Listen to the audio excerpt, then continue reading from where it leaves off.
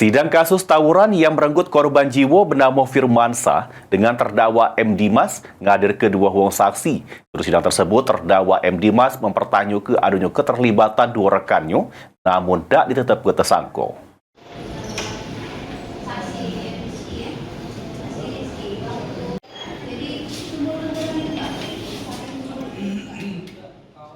Kasus tawuran maut antar dua kelompok yang terjadi pada bulan April 2024 liwat di kawasan Talang Keranggo, Palembang menjerat bujang bernama M. Dimas kembali harus berhadapan dengan meja ijo Pengadilan Negeri Palembang. Juru sidang tersebut, dua wong saksi dihadirkan yang tak lain merupakan rekan terdakwa yang terlebih dahulu jalani masa hukuman.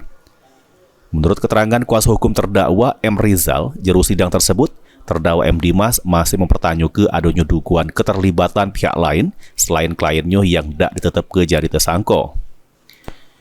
Yakni dua rekan segeng terdakwa bernama Madon sama Aziz yang juga turut serta menganiaya korban Firmansyah.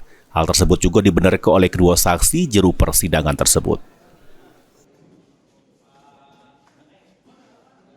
Ini adalah saksi dari pihak jaksa. Karena saksi anak-anak yang pelakunya kemarin sudah disidangkan.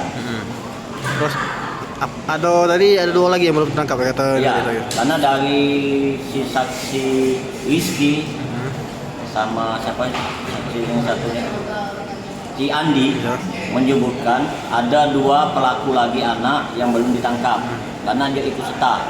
Inisialnya siapa aja inisialnya? Inisial apa inisial yang belum? Inisialnya A, Ajis sama Madon. Itu terlibat dari itu? Iya, karena dari keterangan si anak itu sendiri yang menyebutkan. Yang saksinya tadi. Heru Wahyudi, PAL TV.